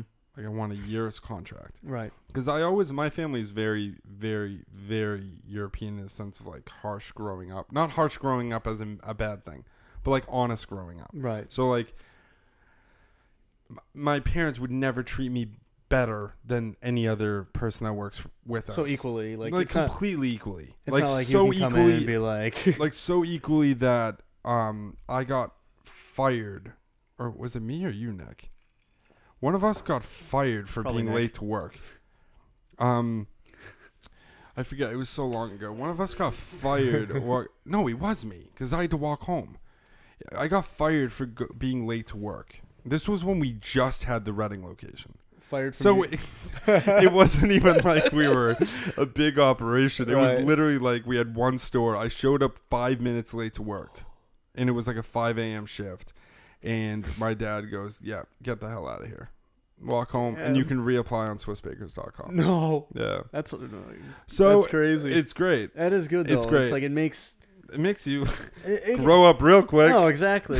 No, it's not like you're. No, it's you're legit. Not babied, you know. It's like right. Because that was always, and Nick and I always had this fear of the worst thing you could ever be when being in a small business is the son of the owner. Right, exactly. You know what I mean? Exactly. Like, dude, fuck that. That is the last thing I want to be known as. In our family, it ends up being like the other extreme of like, it's intense, dude. I think really that's intense. why when I saw you, I was like, oh, he's part of the Swiss Bakers that's growing. It's like, he's got his life made, you know what I'm saying? Like I said, whatever that means, though. I know. Because so going back to what made me think about it was like, so I had the year contract, then I extended the year contract to 2 years, right? And I started getting really comfortable because my goal was also like money. Money was always like a goal for me, and it was so. Now looking at my life, I'm like, money's not at all a goal. It's so stupid to have money be a goal. It really is, because it's such a hole. Like it's such a black hole, because you reach the money goals and you just keep reaching them, and then you realize you're never satisfied, because you're always using that money to buy the stuff to fulfill the status that you wanted to reach with attaining that money. And so then all of a sudden you begin realizing that you're really just working to keep that lifestyle going, and it's fucking weird. It is. It's keeps gross. There's just like there's a video. It's by Alan Watts. It's a small YouTube video, and it's called "What If Money Were No Object?" And he basically just like says like, how would you really truly? I watch this clip like all the time. I've watched it probably a million times. You gotta send it to me. What? You gotta send it to me when you get home. Yeah, absolutely. It's just like he basically like lectures students. He tells students like they'll go up to him and they'll be like, I don't know what I want to do. I don't have the faintest idea what I want to do after college. And he'll be like, what would you truly want to do if money were no object? Like, how would you really want to live your life? Right. Because if you're always chasing the money, it's like you're always, and then you're going to teach your children to chase the money and so forth. And it's just like a never ending cycle. And you're never going to do what you want to do. It's like it's money. Money is such a powerful thing. It's like money. it motivates me, you know. It's like I'm able to travel because I save up and whatnot, but I never want to say to myself, I want to be like rich. I want to be, I don't, you know what I'm saying? It's just like, cause you're always going to chase this goal. What's going to happen? You're going to turn 65 and you're going to be like, wow, uh, you're just going to look back and you're going to be like, I'm old. Well, you know, it's like, I just spent my whole life working, you know? I mean, everyone's different. Everyone's in a different situation. I can't, you know, be a dick and be like, oh, you know, but it's just like money. Well, who are you doing it for? Exactly. Like, who are you being rich for? Right. You're going to sit at home and be like, yeah, I did it. I'm rich. Like, it's I made weird. it. I made it, though. I don't know. It's just weird. I became sick. Like, I got disgusted with myself for it. And exactly like you just said, I had that thought. I was like, what am I chasing? Right. Like, seriously, what the fuck am I trying to do? Am I trying to... I don't want to own a house right now. Right. Like, it's not a goal of mine. A good friend of mine bought his first house, and he's super happy, and I was so proud of him. But it's not on my goal list. I don't want kids ever. Just not my thing. Right. I'm not looking to settle down in any way, shape, or form. And I was writing all these things down. Mm-hmm. Like, I was writing all the things down, and then I made another list, and I wrote down what makes me happy. What times was I happiest? What times was I most miserable? That's awesome. Because I was like, let's see if there's a correlation. Because I love reading patterns. And right. is there like... I was like... That's really cool, kind of using the analytical part of my brain. And at the end of these lists that I made, there was such a clear line. And the clear line was the times I was most happy, I was completely out of my comfort zone. And I was completely broke. Either completely broke or like working paycheck to paycheck. Right. And the times I was least satisfied and happy was the times where everything was okay. Mm-hmm. And there was a routine. Right. You know, there was like, okay, so I go to work Monday through Friday. Like, that's the thing. When I was doing the tree cutting, it was just like, I've never had more money in my life when I was doing the tree cutting because I was just banking everything. I was working all the time, but I was not the happiest. I just wasn't, you know, it's so weird how it works. You know, it's like, I'd rather be like broke or low on money and happy and traveling and whatnot than be like loaded and like just miserable. You know, it's like, I don't know. It's crazy how it works, you know, but like I said, everyone's different, you know, everyone has their own path, their own goals, you know. Absolutely. Like right now, I don't see myself ever buying a house, you know. I'm like, screw that. I don't want to pay a mortgage for the rest of my life. But, you know, it's like, right. maybe down the road, maybe I'll get married and you're gonna meet the girl. Maybe you're gonna meet the girl or the guy, and it's gonna be game over. It's gonna be game over. No, but it's weird, and I love the idea that we're such a lucky generation because all of it can change instantly. Yeah, you know, I know. Your opinions can change. And I think sometimes people need to be more open to that. You know, and I hope what this podcast does is it allows me to reconnect with people like you or connect with people I've never met that I would have never sat down with. Right, I know. You know? Something that actually got me thinking that you and Anthony were talking about, you know, like, you know, there was a time, I think you said like 50 or so years ago, it's like you were to follow your family's footsteps, you know, like, it's like, and nowadays, you know, it's like you can work for a couple of years and, you know, if you're not, you know, it's like we're in a generation where it's like we can kind of, you know, do whatever the fuck we want, I guess. Yeah. You know, it's just like literally, you know, it's not like, you know, my father, he does, you know, irrigation systems and, you know, his brother owns his business. It's not like I have to follow those footsteps, you know, It's not like I'm like put into that system, you know, I can like be like, hey, you know, but for some reason we're still stuck in that. I know. You know? Like it's no longer based on our last names. I think that's how I put it. Is that like you used to do like if your last name was blacksmith or meant blacksmith, I think then you were a blacksmith, right? So it's not so much that anymore. But you know what still does very much exist? My dad went to BC. I'm going to BC. Or my dad or my mom went to BU. I'm going to BU. Right. That whole legacy bullshit is bullshit. That's why, like I was saying, my family, like my aunt went to Harvard, my grandfather went to Harvard, so it's like it's like I don't even. I Which can't. no, and again, if that's what you want, Exactly, it's exactly. fine. And if there are certain people that we went to high strive, school with, yeah. and that knew from day one that they wanted to be a doctor or they wanted to be a dentist Exactly. or they wanted to be an archaeologist, that's fucking awesome too. You already know your passion. That's awesome too, and there's no hate on that. Absolutely. What I'm talking about is the people that are doing it that don't know what they want, and they're doing it just to do it. Exactly. And that goes across the board, right? That's the kind of people that are like, I remember I used to have the most fucked up vision of like, I remember I used to see people like bartend, and I was like, what are you going to do with that? Like, that's going to be great for making money for a couple of years until you're no longer attractive enough to rake in tips, and then you're done. You don't have a career. Exactly. That used to be the way I thought, and that's so dumb. That's so fucking ignorant. Because I remember one of the jobs I did in Switzerland. So when I worked for the hotel, I started at cleaning the toilets because I told them, I was like, I want to start at cleaning toilets and end up having seen the entire hotel within a year. Right. Because that way I can help establish what I like, what I don't like. Exactly. Not that I was expecting that cleaning toilets was what I would want to end up doing, but I'm a very big believer. I'm a very big believer that in order for you to be respected when you're on top, you need to have done every part of the job. Yeah, exactly. Right. You can't like... I started cleaning toilets, went to opening and closing the door, like being one of those like door boys at a nice hotel, to parking cars, to working with the chasseur, which like helps like bring luggage upstairs, to working as the manager of the cleaning ladies. I did all that shit. So this is all within a year. Yeah. Wow. That's impressive. I mean, it was like an apprenticeship kind of concept across the board. But then what I'm trying to think why I went on that tirade. Is because that view I had of I'm using bartenders as an example because I can't remember. That's the kind of thinking I used to do. But I remember after I did that, I began realizing how incredible jobs like that can be. Whether it's you're waiting tables or you're bartending or whatever. If you don't know what you want, and you're outgoing, dude, those jobs are a gold mine because you meet so many people. You do. Like, conversation is everything. Exactly. Yeah, like you and I would not have connected at all. When I first started serving, I was like, at Chili's too, I'm like, all these people from high school come in all the time, and I'm like, it's like, they're all postgraduates, and I'm over here like,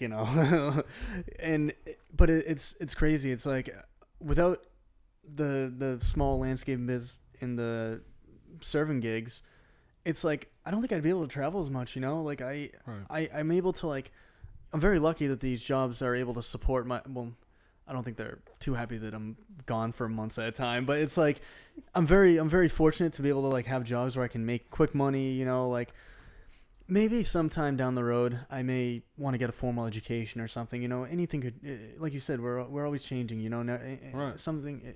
Maybe tomorrow you might want to have kids, or who knows? It's like never say never. I know, exactly. As a good old saying goes.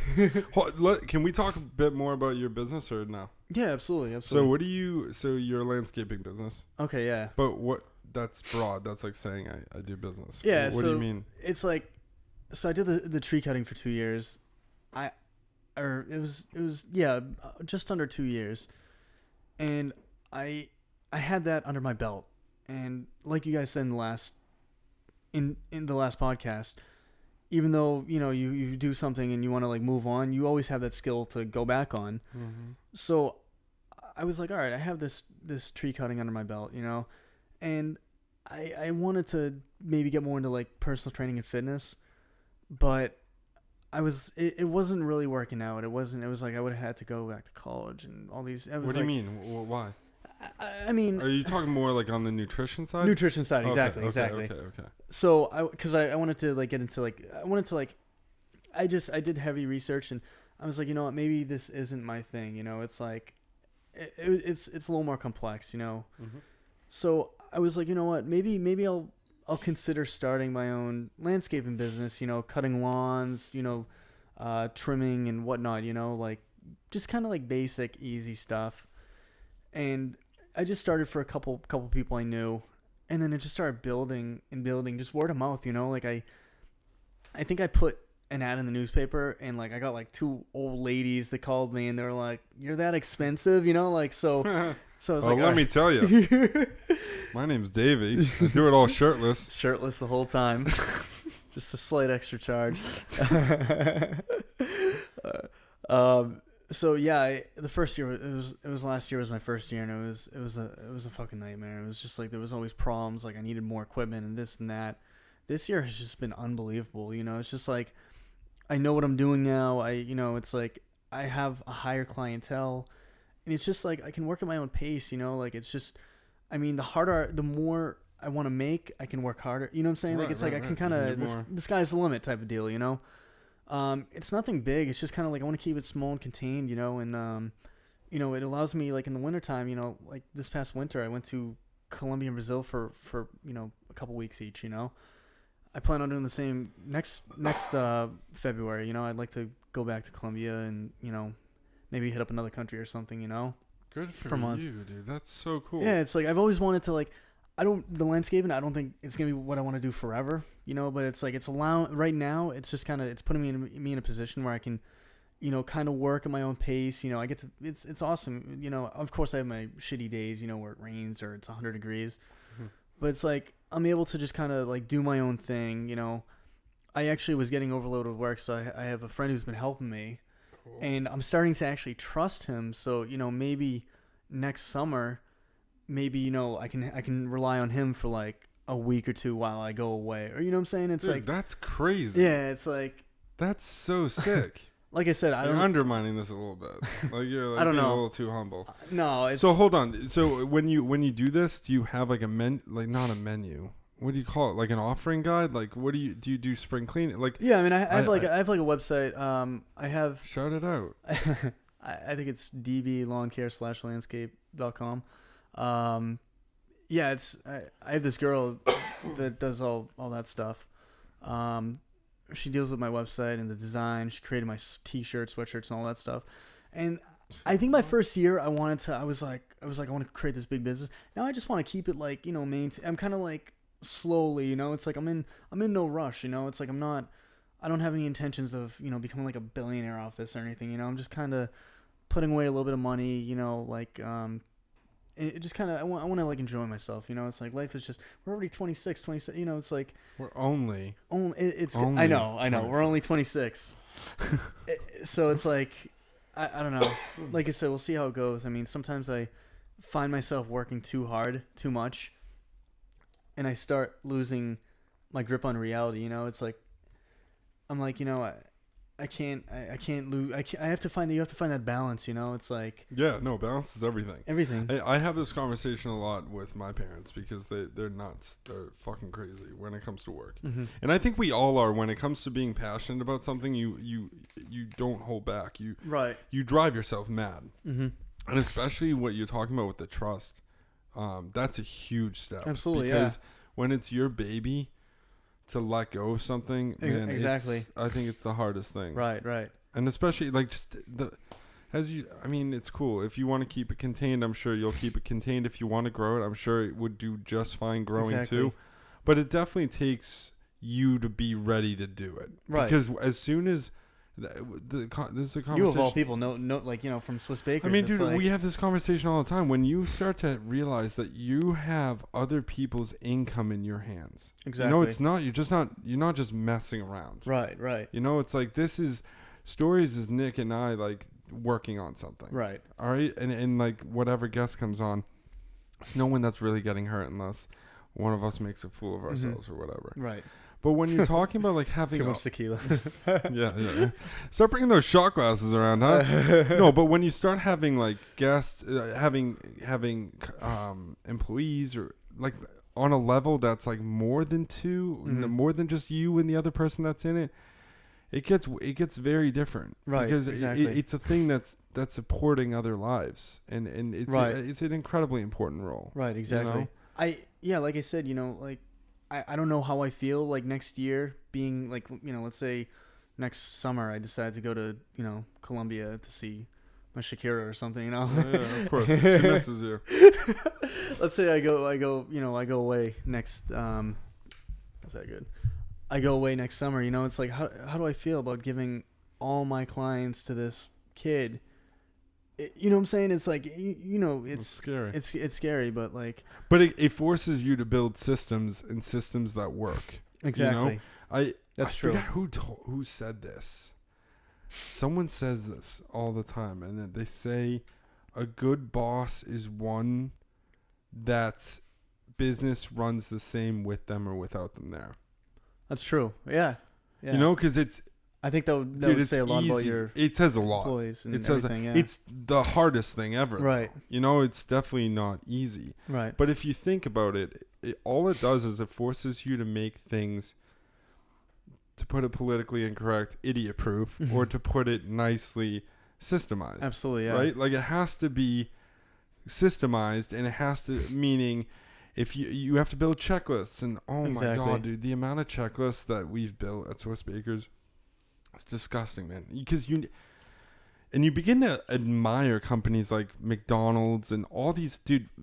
I admire the hell out of, as much as they are somewhat a competition, Panera. Because, dude, whether you like Panera or not, you walk into a Panera in Boston, you walk into a Panera in Florida, it's the same exact experience. That's yeah. It's nuts, dude. Or even more intensely is cheesecake. What's it called? Cheesecake Factory. Jesus Christ. Cheesecake Factory. Dude, their menu's a Bible. Yeah. And huge. it's the same everywhere you go. Yeah. Like, just think about all the systems that have to run Right. Right. for it to go smoothly. Exactly. It's nuts. all the time. Yeah. But that's, I mean, dude, good for you. That's crazy. And I hope that you do end up trusting him. And Oh, I know. You got to be honest with me though. So your parents, how do they feel about like what do they expect? What do they think of you? What do they expect? Like what do they feel about like the stories and the, you know, like what's well, what do they think of me? They think I'm the best son ever born. Of course. Besides Nico, he's second. But no. Like do they are they happy that you're doing this, or do they want to see you like pursue Swiss Bakers, or like or do they want you to follow your dream? You know, what do they think? Our parents have always said, do whatever you want. Right. But hold on. You know how all right, there's a big difference between saying I don't give a shit what anyone thinks and you actually not giving a shit what anyone thinks. Right. And I think that's the same when it comes to parents being like, do whatever you want, sweetie. We'll love you either way. Exactly. And parents saying, do whatever you want, but in the back of their head, they're like, Jesus Christ, I hope he becomes the doctor that like his dad is or whatever. Yeah, you know what I mean? Of course. I can honestly say my parents have always said, do whatever you want.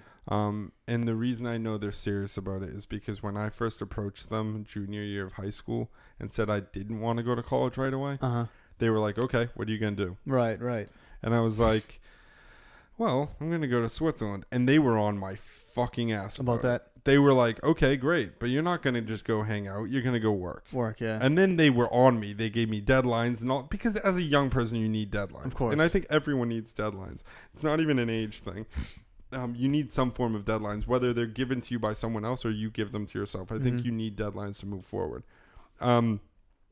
So when it comes to my life now, when I back up to when I was at Smart Bear, my parents were stoked. Like they were so pumped. They were like, "Holy shit! Like he's working his ass off somewhere. He's being respected somewhere. We've done our job." Right. You know. So like it wasn't, dude. When I decided to go to college, my parents were like, "Okay, cool." Like because college has never been a thing for my parents that they were like, "Oh, you need to go to college." Like because they were like, "Do whatever you need to do to be able to support yourself." Like at the end of the day, our goal is to make sure that we raise someone that can support themselves. Exactly. And that doesn't need to rely on us. And that just means at some point. It doesn't mean at a certain age. They just said eventually you should be able to support yourself. So then, fast forward to when I was like, I want to come back to Swiss Bakers. They were incredibly suspicious as much as they were happy. Really? Like they were happy in a sense because like obviously it's family. Of Family course. is everything. But did they think you just weren't going to stick through with it, or no, they were suspicious that I was doing it because it was the easy way out. Oh, I see. And that was the one thing that almost made me not go back. My ego. Being like, dude, I can't fucking work for my family. Yeah. That's bullshit. That's the easy way out. Right. But and I'm pretty sure I said last time, I'm gonna repeat myself. I'm a big believer that what divides the people that succeed from the people that don't succeed are the people that know when to use their ego and when to drop it. Yeah. And I was like, that's when that rang in my head. And I was like, I need to drop it because I can learn so much with a company that's growing. You know? So then I did that. And then when I think when last January came up, like this whole thing kind of happened in one burst. And they said, so what's the deal? What are you going to do? Mm-hmm. And I was like, fuck, dude. Can I just like do another year? Like I didn't say it, but in the back of my head, that's kind of what I was thinking. But I knew that was the easy way out. Of course, yeah. And I looked around and I started looking at like other job opportunities, and none of it made me like, oh, wow, that's it, you know? Sorry, go. No, I was going to say, it's like, it's a great experience, you know, even though it is the easy way or whatever, you know, whatever you want to put it. It's like you're at the end of the day, you're gaining experience. Oh, yeah. No, and it's like, you know, maybe hypothetically, maybe one day you may want to open up your own chain or something. You know what I'm saying? And you'll have that experience. Yeah, you know, maybe.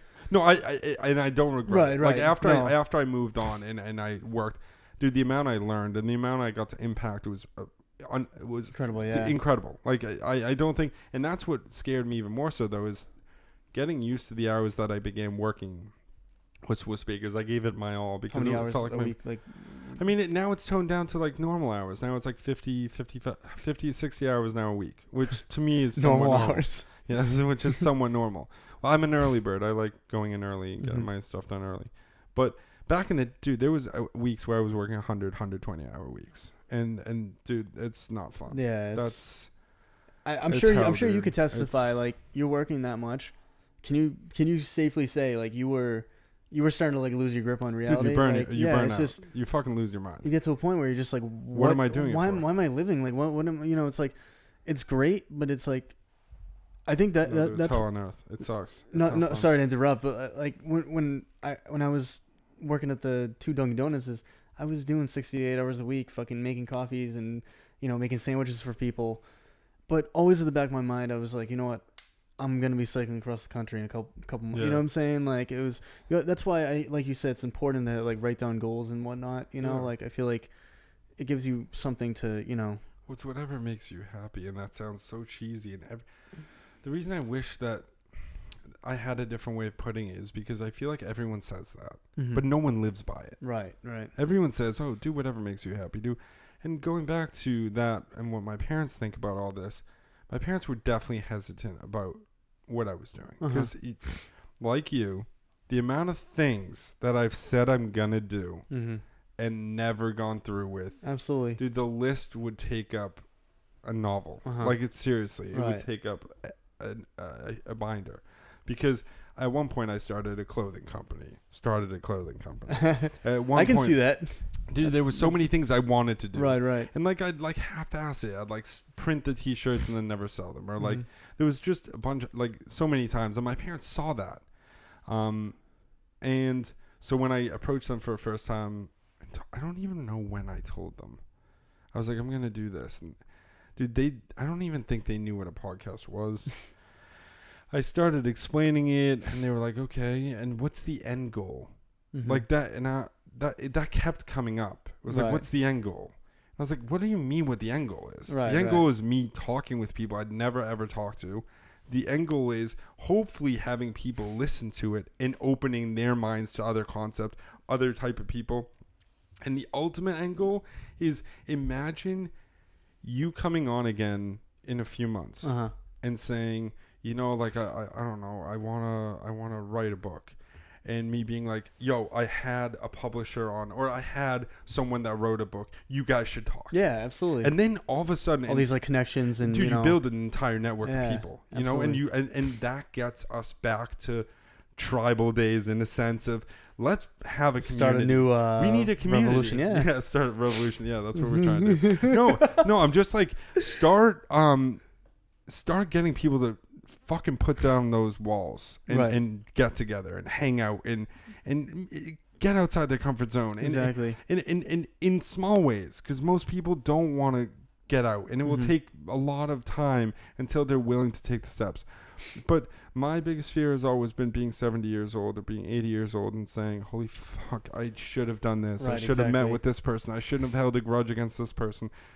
And just live life way more chill. And I Right. don't mean don't work hard. I mean enjoy the people you're Exactly. around and enjoy all that. Become like the best Person you version can of be. yourself. Yeah, exactly. Because that's what's going to get everyone else to be good. Yeah. That's cool. You Definitely. know, and I'm sure there's going to be, my brother, when I first brought it up to him, was like, oh, yo, you really want to put this, like, just make sure you don't read the comments or whatever, because people are going to, You're gonna judge get or whatever. haters, and yeah, exactly. And dude, I don't fucking care. Right. You can't Like, it care. really, dude, and I'm sure at some point there will be something brutal said or tweeted, whatever it may be. Of course.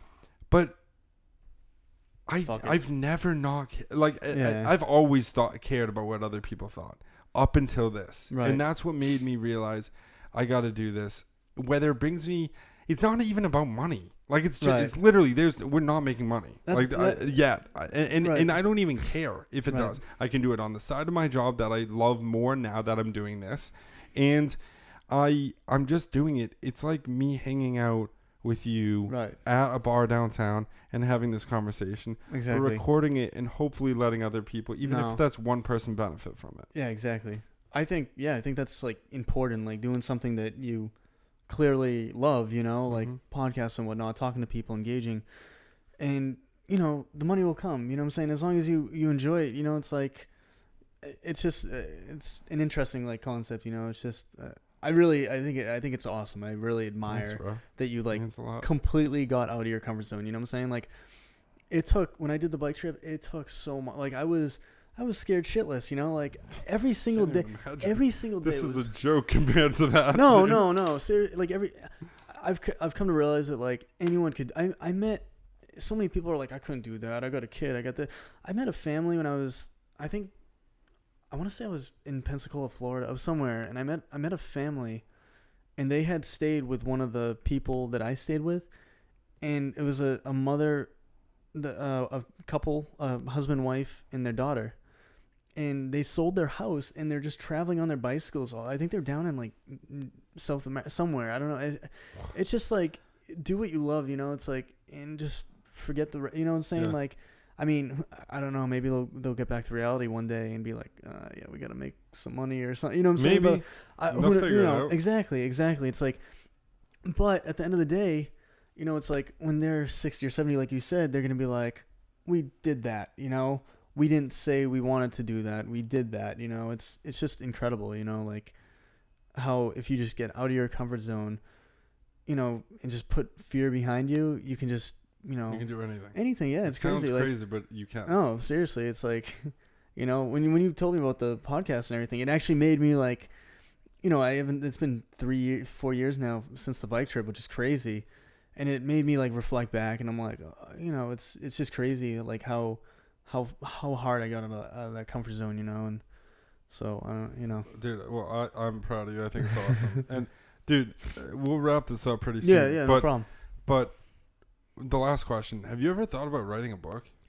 Yeah. That's actually kind of funny that you bring it up. I was thinking about that yesterday, I think, as I was going through my bike blog. And I was like, I kept saying I was going to write a book. There was so much happened to me after high school, like from age like 18, 19 to 21. Like it's just crazy. Like I could write a book about that. And then the bike trip itself, I thought about it, but like it's crazy.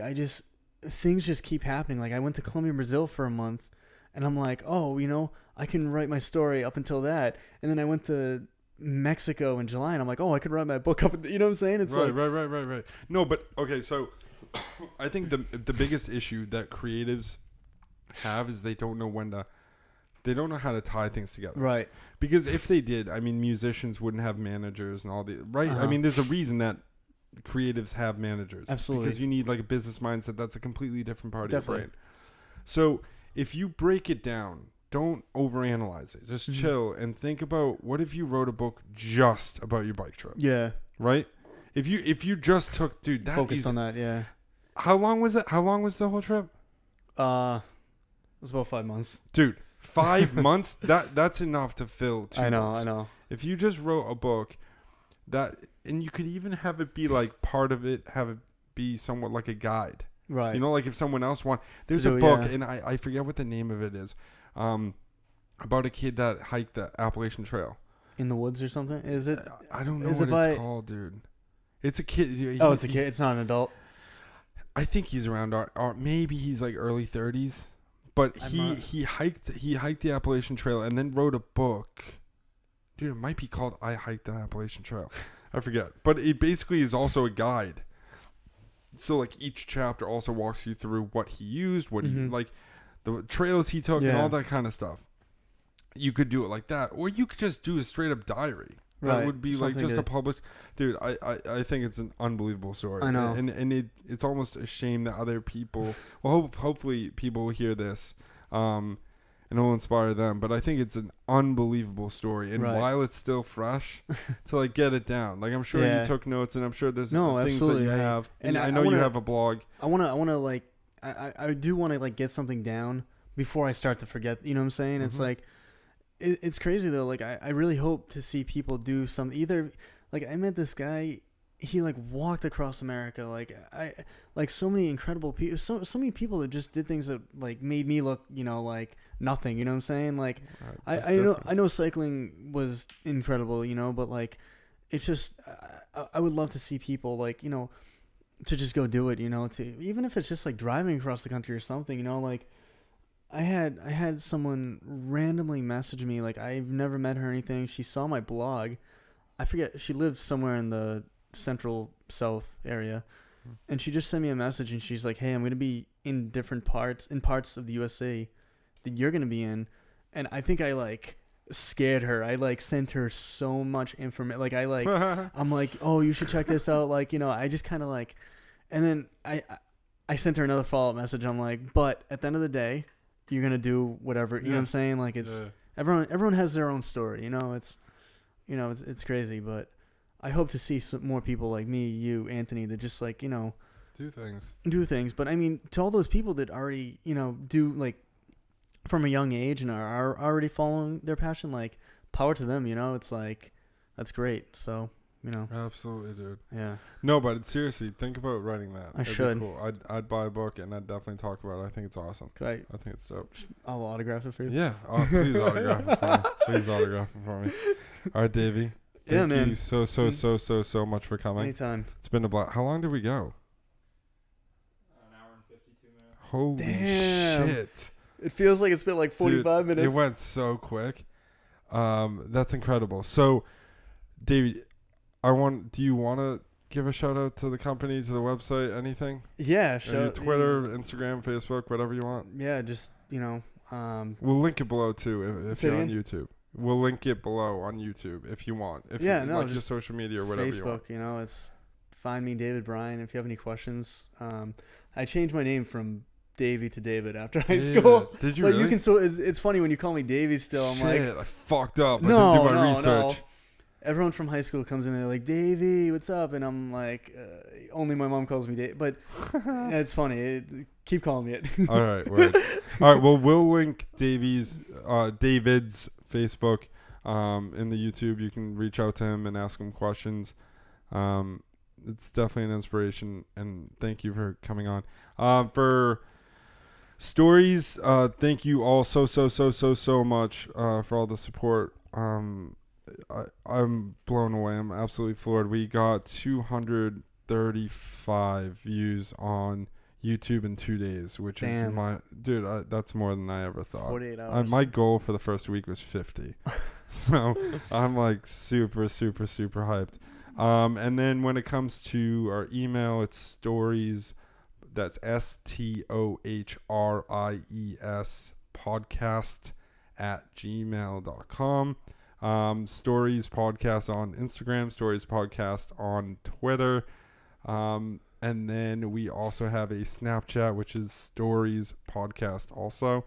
Follow us on that, and then Stohries podcast on Facebook also. Please give it a like. Check it out if you enjoyed. Yeah, if you enjoyed this, like the video. on YouTube. Please give us a subscribe, and you will get updated with the coming videos. The next one, the next podcast will be on is that the 18th? I'm pretty sure it's the 18th of this month. It's 2 weeks from today. Is that the 18th? Yeah, it's the 18th. The 18th is 2 weeks from today. It's going to be Jess. Super hyped to have Jess on. She cut my hair since 8 years ago. She used to work at a hair salon in Reading, and then she just opened up her own salon.